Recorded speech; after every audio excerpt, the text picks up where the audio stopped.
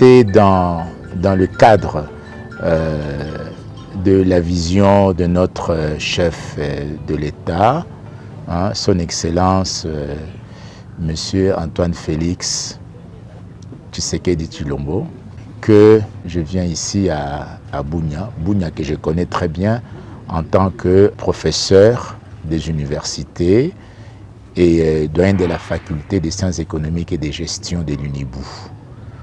Donc je viens ici pour dynamiser tout justement l'entrepreneuriat. Dynamiser l'entrepreneuriat parce que c'est le chef de l'État m'a confié tout justement cette charge-là. Donc je suis à la présidence et je m'occupe tout justement de l'entrepreneuriat. J'ai la charge de l'entrepreneuriat en tout cas au niveau national.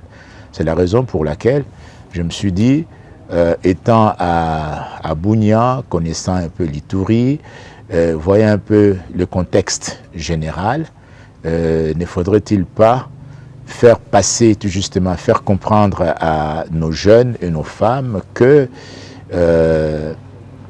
l'économie entraîne aussi la paix, plutôt que de dire tout le temps la paix entraîne l'économie. Moi, le concept, c'est l'économie qui entraîne la paix. Ainsi, je me suis dit qu'on puisse se voir avec les jeunes et les femmes de l'Ituri en général, et puis des Bunia en particulier, pour qu'on puisse discuter un peu sur l'entrepreneuriat. Hein, que je les sensibilise, que je leur donne quelques orientations, quelques pistes, et s'ils ont des projets, qui viennent avec leurs projets, nous allons travailler ensemble, nous allons chercher par tous les moyens pour que ces projets soient financés. C'est en tout cas ma raison d'être ici parmi vous.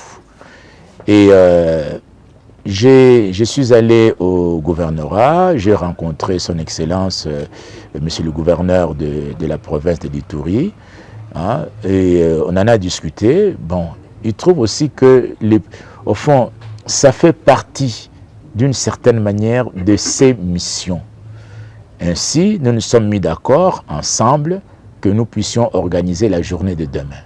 C'est-à-dire comment dynamiser l'entrepreneuriat dans notre province, l'Ituri. Voilà, c'est la raison pour laquelle vous êtes là et nous sommes là. Monsieur le professeur, l'entrepreneuriat dont vous faites votre mention, c'est dans quel cadre? Dans quel domaine, par exemple? Oui, bon, il y a, quand on dit entrepreneuriat, il n'y a pas de limite. Hein. Il n'y a pas de limite, il n'y a pas de frontières. Hein. On ne peut pas limiter, je dirais, les idées sur la création. On ne peut pas les limiter. Ça vient comme ça peut venir, ça dépend des individus, ça dépend des contextes, ça dépend de l'histoire personnelle, hein, ça dépend des milieux qu'on côtoie, c'est-à-dire l'environnement, etc. Alors, nous concernant, moi je me suis dit, peut-être, n'est-ce pas, il faudrait regarder un peu la spécificité de l'Ituri. Regardez un peu la spécificité de l'Ituri, les caractéristiques de l'Ituri. Ne faudrait-il pas qu'il y ait en tout cas un développement ayant comme soubassement tout justement les biens, les ressources qui sont dans l'Ituri? Ça c'est ma première question, ma première préoccupation. Deuxièmement, j'ai dit, il y a aussi beaucoup de besoins dans la population. Beaucoup de besoins dans la population, et c'est la raison pour laquelle ces jeunes gens que nous verrons, ou les femmes que nous allons rencontrer demain, on pourrait discuter ensemble, dire voilà, par exemple, dans l'agro-fourniture ou l'agro-industrie, il y a telle chose à faire. Est-ce que vous avez des produits dans ce sens? Est-ce que vous avez déjà pensé, en tout cas, à créer quelque chose dans ce sens? Est-ce que vous avez déjà vu, par exemple, au niveau, je prends le cas, tout ce qui est, par exemple, les conseils, hein, conseils en marketing, est-ce que vous l'avez? Est-ce que vous avez, par exemple, une imprimerie ici? Est-ce que vous avez déjà pensé, par exemple, à comment valoriser les avocats, les mangues? Voyez-vous, ce sont ces genres de questions ou ce sont des genres de stimuli qu'on pourrait proposer aux gens qui seront là demain. Monsieur le professeur, oui. En vous écoutant, vous avez dit l'économie entraîne la paix, alors que l'Ituri traverse des moments très difficiles. Comment cela peut être possible alors qu'on n'a pas accès aux champs, on n'a pas accès dans certains marchés qui pouvaient ravitailler peut-être la ville aussi? Voilà, alors je vous dis ici que c'est l'une des missions aussi du gouverneur. D'accord? Il est là pour la paix, mais il est là aussi pour booster l'économie. Donc, il sait, hein, moi je ne suis pas militaire, hein, la stratégie militaire et tout, sur la sécurité, bon, je maîtrise mal. Mais est-il que nous avons pensé que, ensemble, si nous avons des entreprises, si nous avons des créateurs, ça doit s'accompagner aussi avec la sécurité. Bon, ici à Tel, il y a des réunions, il y a beaucoup d'actions qui sont menées tout justement pour qu'on puisse instaurer ce climat-là favorable aux affaires. C'est ce qu'il est en train de faire. J'ai eu la conversation avec lui, effectivement, ici à Tel, il déploie beaucoup d'énergie, beaucoup de choses en tout cas qu'il est en train de faire pour que nous puissions arriver à ces niveaux-là. Mais cela dit, on ne peut pas attendre quelque part. On ne peut pas attendre que la paix soit revenue, une fois que la paix est là, et puis après on peut commencer à réfléchir sur les emplois. Donc autant que tout soit abordé au même moment ou en même temps. Voilà. Voilà, monsieur le professeur, je voulais juste savoir, est-ce que vous venez pour former, est-ce que c'est pour sensibiliser, est-ce que c'est pour orienter?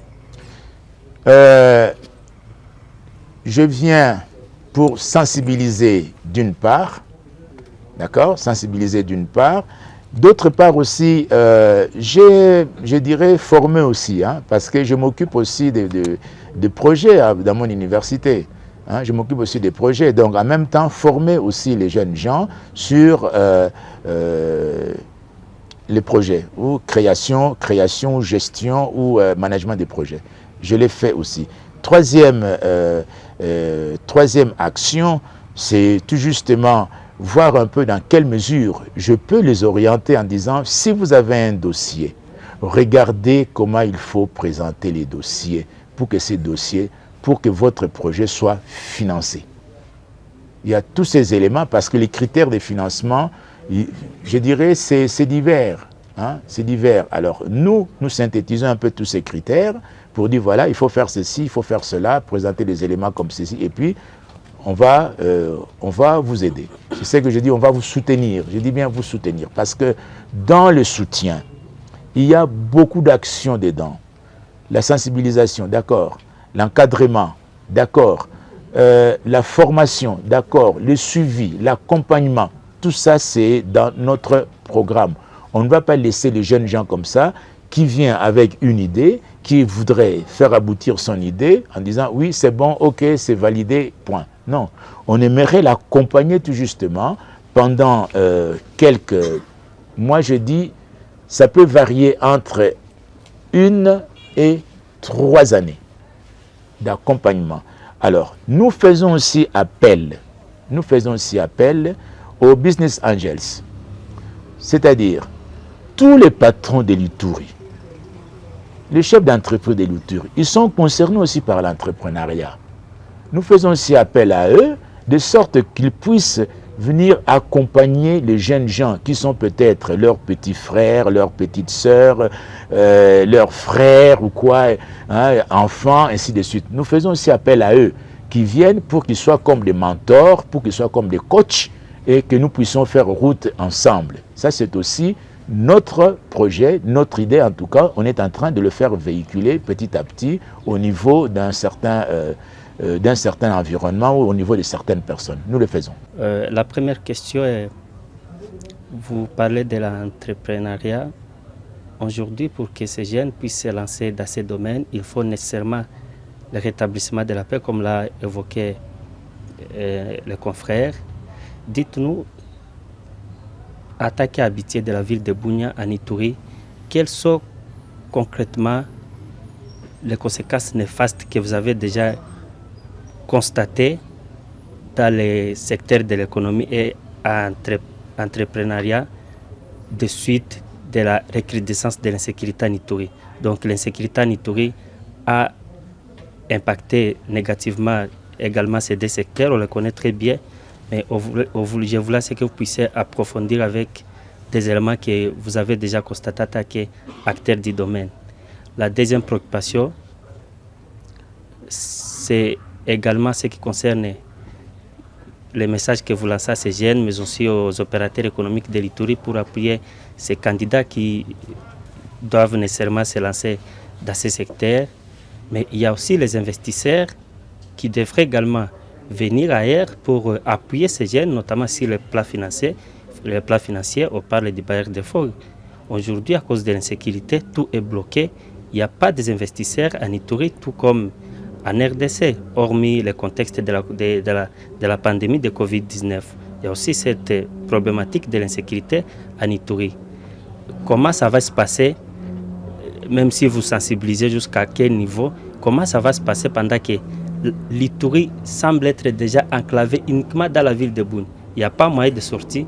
Je me demande, en tant qu'acteur du domaine, comment ça va se passer concrètement avec l'insécurité. Je voudrais ainsi avoir certaines orientations dans ce sens-là. Et la troisième question, je voudrais que vous puissiez lancer un message à ces ennemis de la paix là.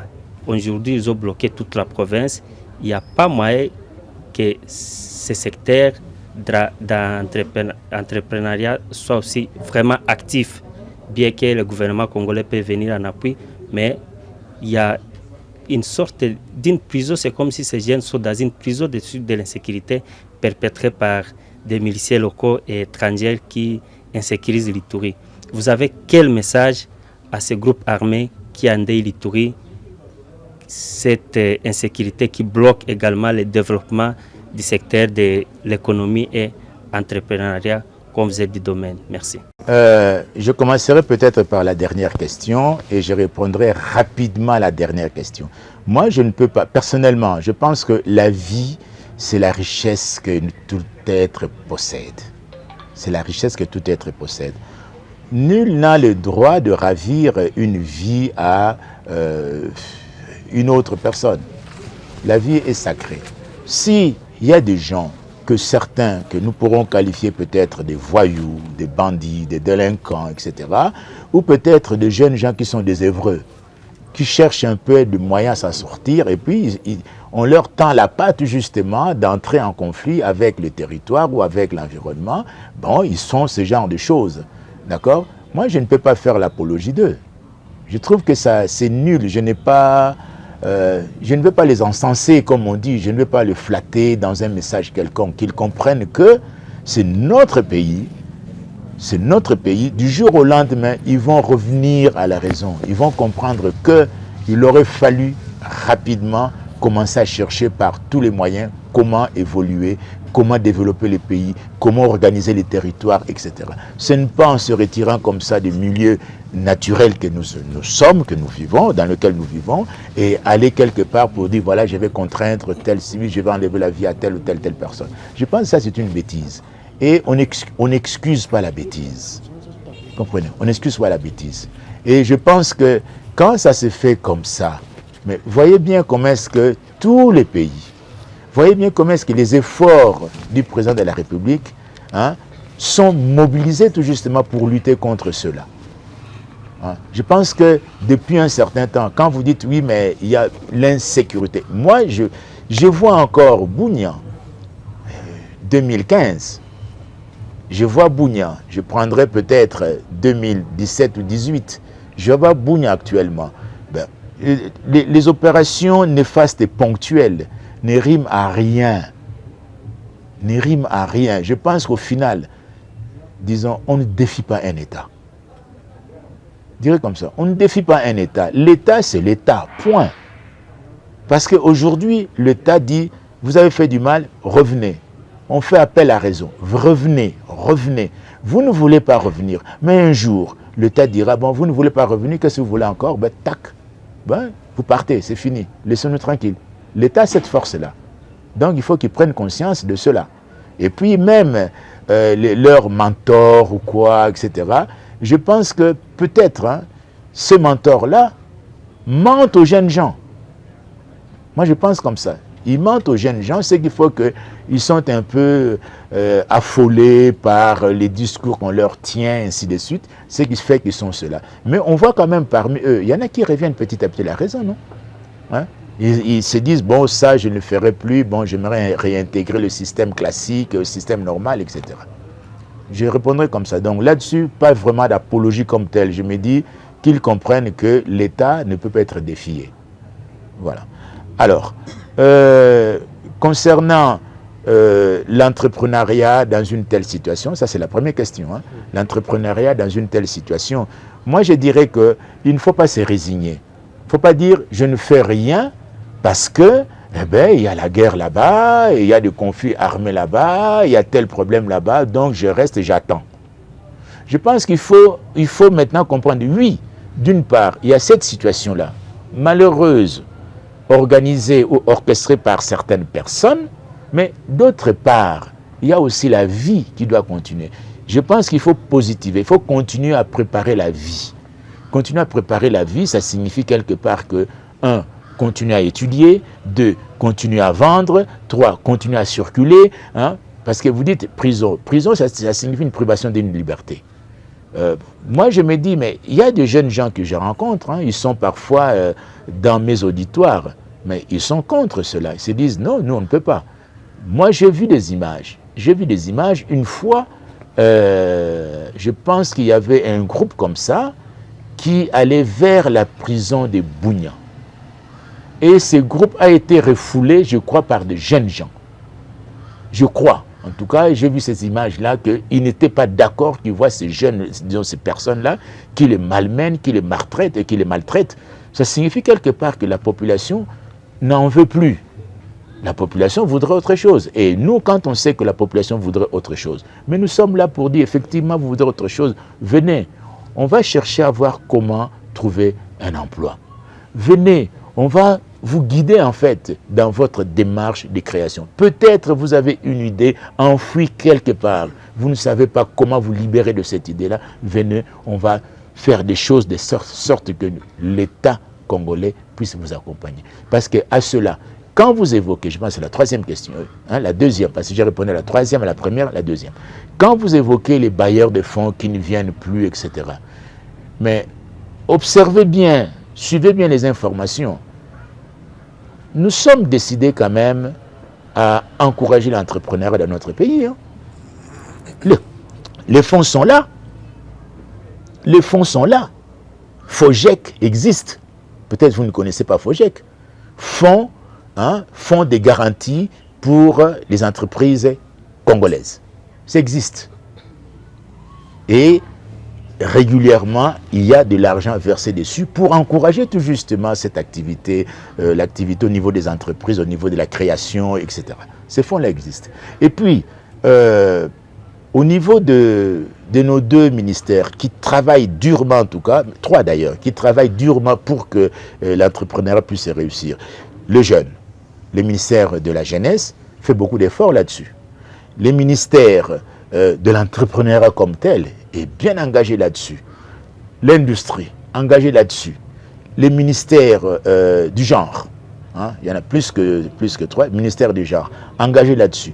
Ministère de l'emploi, engagé là-dessus. Ils sont comme ça. Je les rencontre, on en discute, on cherche à mettre en place des plans d'action communes, de sorte que nous puissions réussir tout justement la création d'entreprises dans notre pays.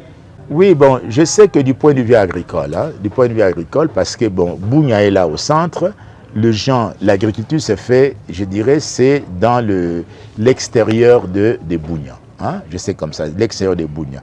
Bon, ces gens ont trouvé un champ, mais je crois que telles que les choses sont organisées aujourd'hui, le gouvernorat ou le gouverneur, hein, le gouvernement, je dirais, de la province, le gouvernement provincial en tout cas, fait beaucoup d'efforts justement pour laisser, je dirais, champ libre pour que les gens puissent reprendre leurs activités. Ça, c'est mis en place. Ce sont des actions qui sont mises en place. Il y a régulièrement des réunions de sécurité pour cela.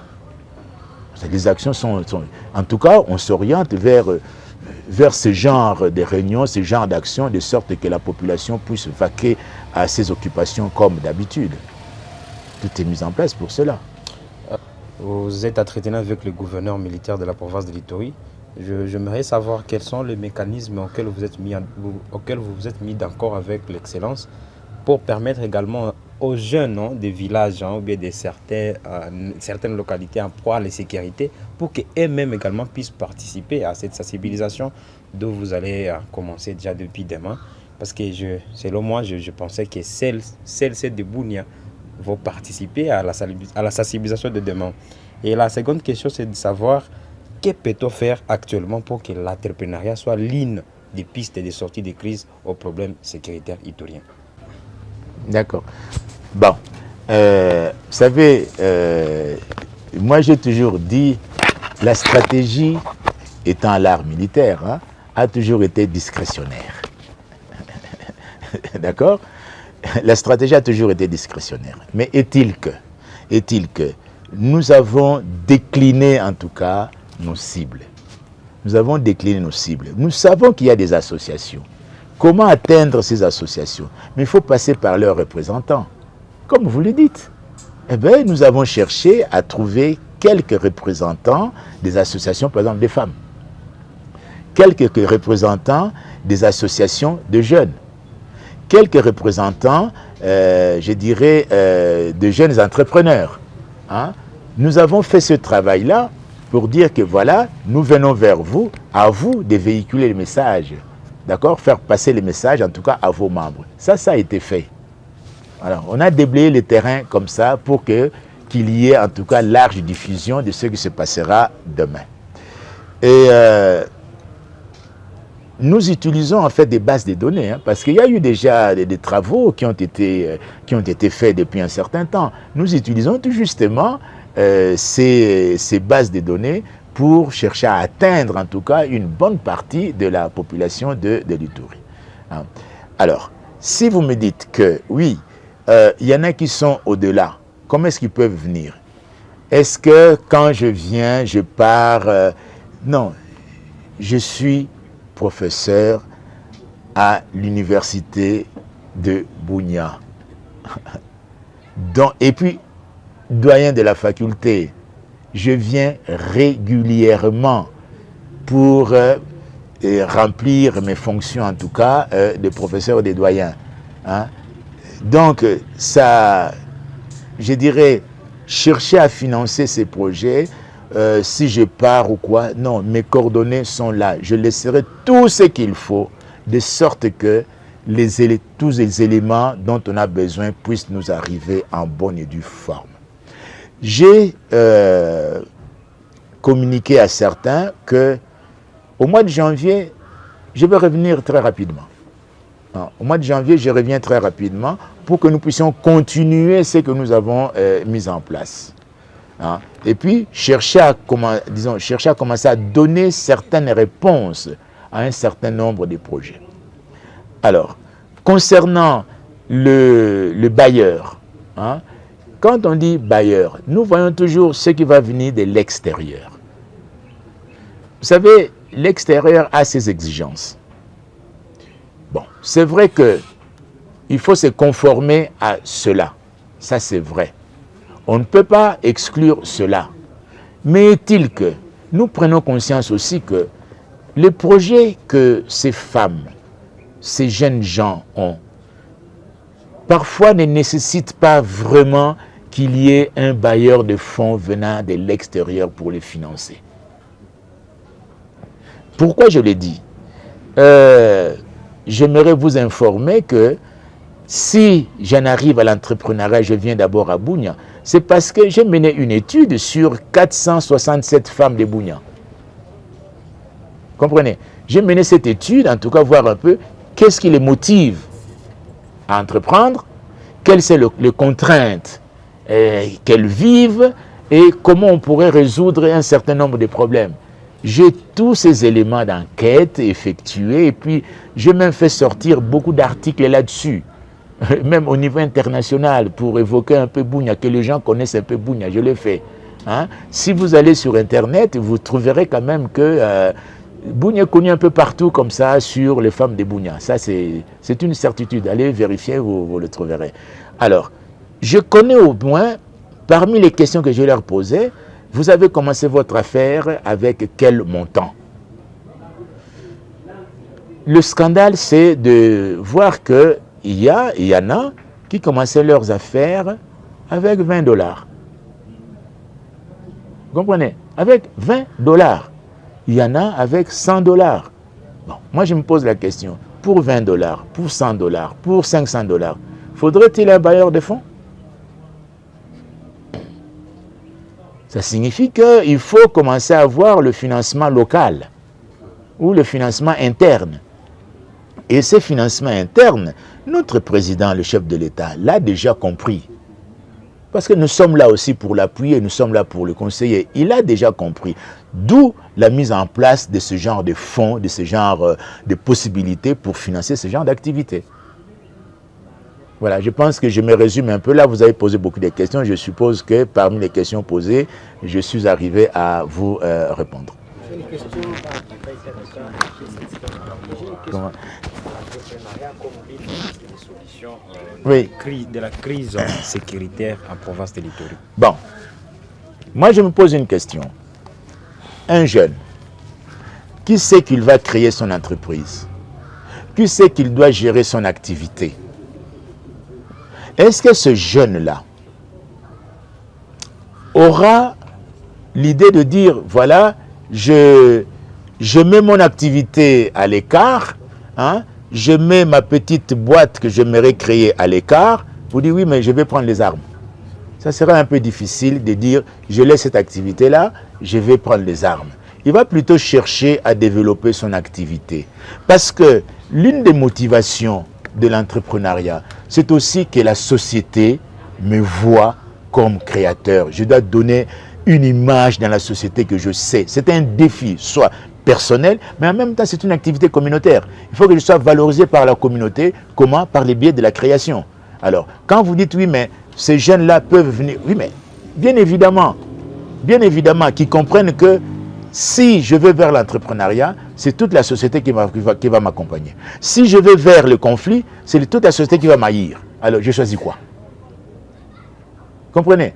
Le choix est clair. C'est la raison pour laquelle je dis l'économie accompagne la paix. D'où passons par l'économie. Disons à ces jeunes gens, regardez, vous êtes capables, vous connaissez beaucoup de choses, vous êtes créatifs. Allons-y. Peut-on connaître le montant global que le gouvernement a mis à la disposition de FOGEC dans ces gigantesques projets? Parce que ça ne concerne pas seulement les jeunes de l'Ituri, mais sur l'ensemble de la RDC, si ce n'est pas un secret. Le fonds que FOGEC gère, hein, c'est un pourcentage d'une taxe. Comprenez? C'est un pourcentage d'une taxe. Alors, en fonction de cette taxe, ces pourcentages-là évoluent. Donc, ce n'est pas un petit montant quelque part, mais ce sont quand même des grosses sommes. Ce sont quand même des grosses sommes parce que ça concerne tous les pays. Vous comprenez? Hein, ça concerne tous les pays. Et puis, vous voyez bien les actions qui sont menées ici et là pour que nous puissions récupérer en tout cas suffisamment de ressources financières. Donc, c'est en fonction de cela, une petite partie, quand je dis petite, c'est un certain pourcentage, soit alloué tout justement à l'entrepreneuriat. FOGEC gère ce genre de choses. Alors, je sais que globalement, en tout et pour tout, il y a au minimum 300 millions de dollars gérés au niveau de 2 ministères. Si je prends à côté l'agro-industrie, l'agro-alimentaire, il y a au moins 1,5 milliard de dollars américains alloués à notre pays. Comprenez? On a cette somme-là, d'où les projets. Quand je dis, hein, quelqu'un m'a posé la question, quel domaine? Je dis, mais regardez la spécificité de votre pays. Hein, regardez la spécificité plutôt de votre province. Investissez-vous là-dedans. Hein. C'est une honte quand on voit des mangues pourrir. C'est une honte. C'est une honte, oui, c'est une honte quand je vois, par exemple, des avocats pourrir. C'est une honte quand je vois une maman vendre sur sa récolte de 100% elle arrive à vendre seulement 20%. Les 80% jetés. Mais on peut faire des choses là-dessus. On peut chercher comment conserver cela. D'où l'orientation de dire, voilà, ne négligez pas l'agro-industrie.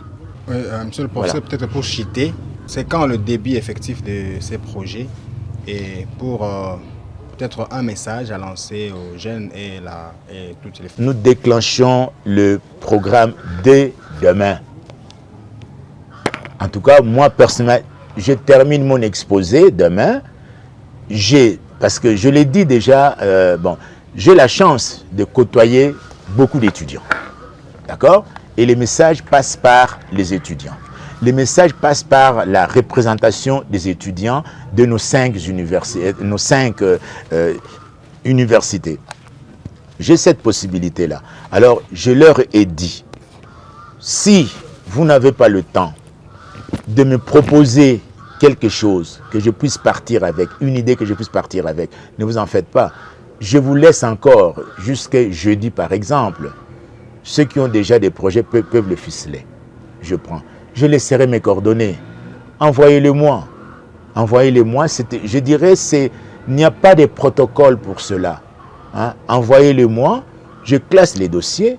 Je passerai, en tout cas, comptez sur moi, je passerai là où il faut pour dire qu'il faut faire un effort de l'autre côté. Et quand je viens comme ça, c'est le chef lui-même qui m'a autorisé, qui m'a dit, il faut y aller, faire ceci, faire cela. N'oubliez pas l'entrepreneuriat des jeunes. Il me l'a dit mardi dernier. J'ai dit, ok, je le ferai. Et il me dit, si vous revenez, je vais vous recevoir. Le président lui-même. C'est la raison pour laquelle je dis, si vous avez quelques éléments, non, demain on va faire une liste, hein, vous mettez tous vos coordonnées, vos projets, etc. Je dirais, voilà, ils sont là, ils en ont, comment on peut faire, on y va, décoller.